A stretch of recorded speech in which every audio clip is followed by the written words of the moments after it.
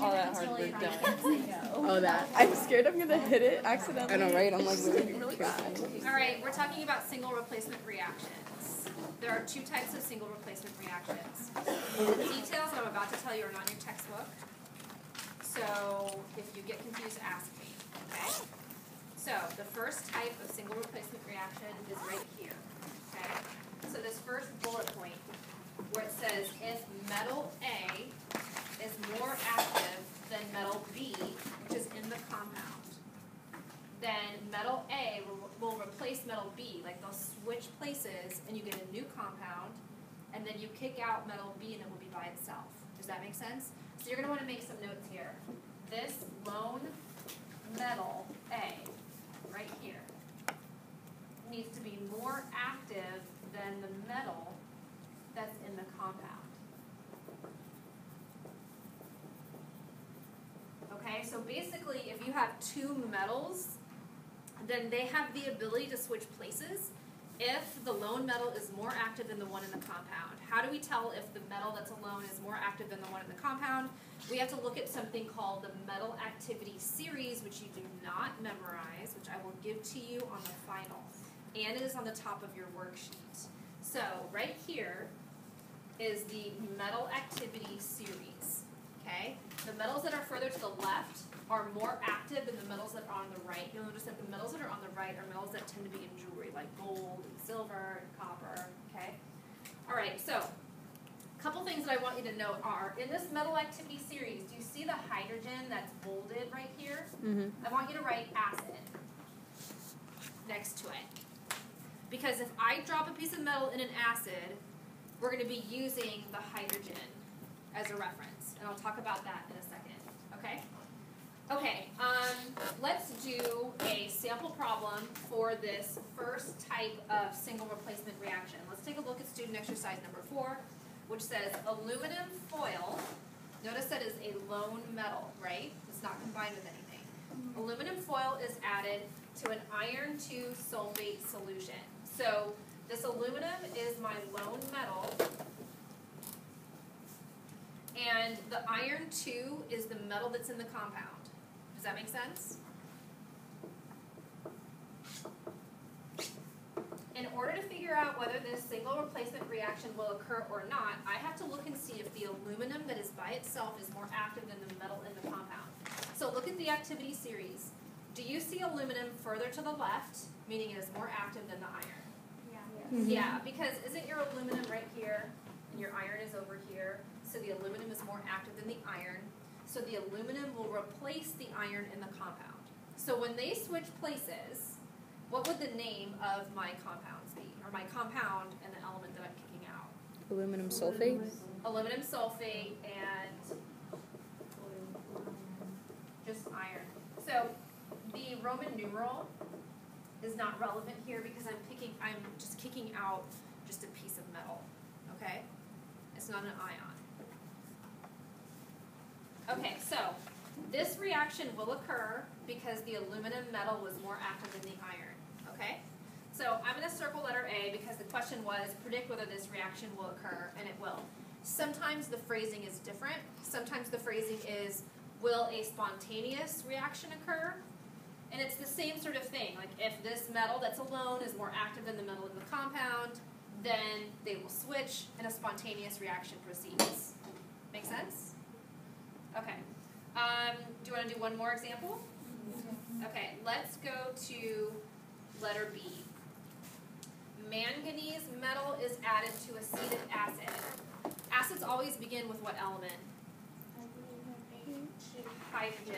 So hydrogen is attached to what polyatomic ion for acetic acid? If it ends in ic, that means I started with 8. So it was acetate. Acetate. So I'm going to rewrite acetic acid as hydrogen acetate. Okay? If you rewrite the acid incorrectly, do you know what I mean by that? Where it's hydrogen attached to a polyatomic ion, like I did here, it makes more sense what you have to compare in the activity series. Okay? So here I'm comparing the manganese metal with the hydrogen. Okay, remember how I had you put acid over here by the bolded hydrogen? Okay, is manganese, which is the lone metal, more active than the hydrogen in the activity series? Yes, because manganese is right here, and the hydrogen is over here. So that means the manganese and the hydrogen switch places. When the manganese and the hydrogen switch places, what is the name of the compound that I form? Manganese acetate. Manganese acetate. Now, when you have a transition metal and they don't tell you what the Roman numeral is, assume it's a 2. Okay? So we're going to write manganese. What happens to the hydrogen? It's going to get kicked out of the compound, and it's going to be alone. Does that make sense? Oh. So you're forming manganese to acetate and hydrogen. It's going to be released as gas. Okay, so this reaction will occur because the manganese was more active than the hydrogen in the activity series, so I'm going to circle B as well. This reaction would spontaneously occur. Okay? Yes? So what exactly do you write the Roman numeral? Like we When didn't it's a write it transition metal, and if you have, like, the lone metal is a transition metal, and they don't tell you what the Roman numeral is, you assume it's a +2 charge. Okay? That's pretty standard, yeah. So why wouldn't you put it with iron? Because iron was alone. Oh. Okay, when it's alone, you don't have to include it. Is that your question? Yeah. Yeah. Okay, let's do one more, and then I'll go on to the second type of single replacement reaction. Magnesium metal is added to water. When I have you rewrite water while you're balancing it, what do I usually have you rewrite it as? HOH. HOH. What is HOH in words? Hydrogen.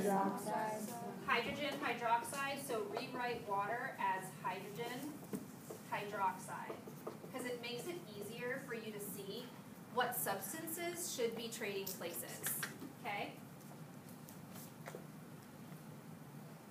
Okay, the magnesium and the hydrogen are the ones that would switch places if this reaction were to occur. They both have the ability to acquire positive charges, like they're both cations. Does that make sense?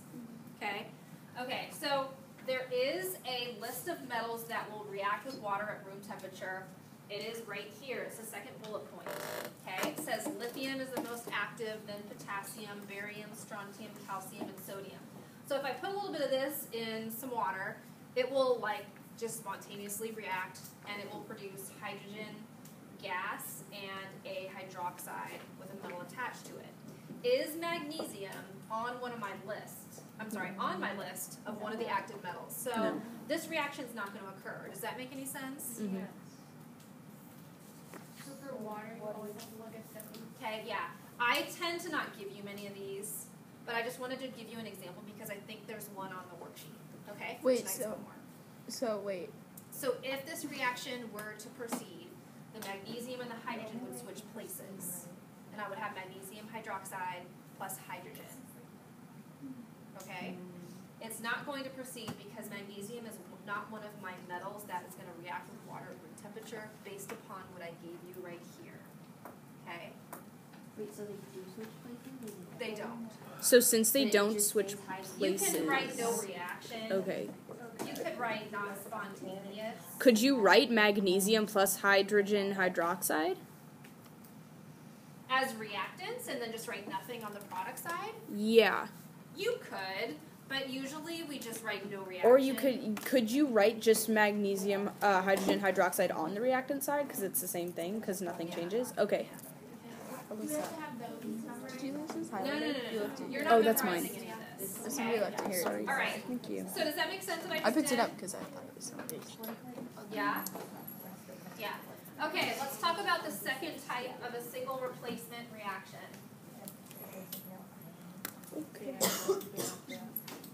So do you understand how when you have two metals, like you have a lone metal and there's a metal in a compound, that those are the ones that you're comparing to see if they switch, or they're two cations, right?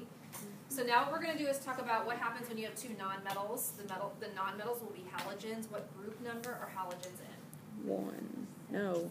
7A. Okay. So let's take a look here. We're going to be using something called the halogen activity series to predict whether or not this type of single replacement reaction occurs. Here is my generic equation. C plus DE makes E plus DC. C is the lone non-metal. It's going to be a halogen, which is in group 7A, okay? So I have to have a lone non-metal that's going to combine with a compound that contains another halogen. Okay? So we have to look and see if the lone nonmetal is more active than the nonmetal in the compound. And if it is, then what happens is C and E will switch places, and I'll get a new compound, and I'll kick out the other nonmetal that was in the compound originally. So here's my activity series. Fluorine, I think there's a little typo here. Fluorine, I put Fl instead of F. Fluorine is more active than chlorine, which is more active than bromine, which is more active than iodine. Okay? So I didn't give you an example in the chapter handout, but let me just make one up. So if I have chlorine, let's just write Cl2, and I have sodium iodide. And I want to predict whether or not this reaction will take place. Chlorine is a nonmetal, it's a halogen, it's in group 7A. This is my lone nonmetal. This is my compound containing a nonmetal. This is also a halogen. Is chlorine more active than iodine in the halogen activity series? Yes. Yes, because it's further to the left. So that means this reaction will take place. The chlorine and iodine switch. So what I'm going to do is I'm going to write this out in words. So chlorine plus sodium iodide. The iodine and the chlorine switch. When they switch, what's the name of my products? You have sodium chloride, and then Sodium chloride, and then iodine is by itself, right? Sodium if you'd like to. switch them. As long as this low nonmetal is more active than the nonmetal in the compound, switch them. Okay? Alright, so what's the chemical formula for sodium chloride? Totally joking. NaCl, because sodium is +1, chlorine is -1. Is iodine diatomic? Yes. Since I have two iodines here, what will I put here? 2. A 2, and then I have 2 sodiums. What would I put here? 2. A 2, and then I have 2 chlorine. I'm done. It's 1, 2, 2, 1. Does this make sense? Yes. Why don't you get out a highlighter? Let's take a look at the single replacement worksheet, and I'm going to help point out what you should be comparing in terms of switching. And then I'll give you about 15 minutes to work on the worksheet, and then I'll give you the quiz on last night's lesson.